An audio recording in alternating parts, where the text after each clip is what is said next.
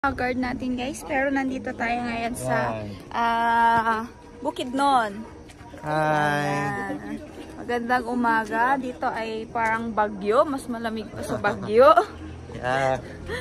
Kasi nasa taas na daw po tayo ng bundok. Ayan. Overlooking ang view natin dito. Ayan, yung ating... Ayan, so ang sarap dito, ang sarap mabuhay. Ayan, daming flowers.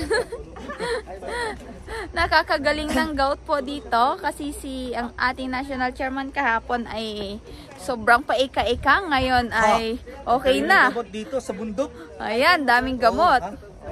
Kung makikita to ni Sir MJ, yung daming gamot na makikita dito. Tinapal sa akin yung dahon-dahon. Bigla akong nakalakad. Ayan. Fake healer yan. Fake healer pala. Dito sa ano. Ayan. So, dito tayo guys. Sobrang ganda. Kita ba yan sa ano ko?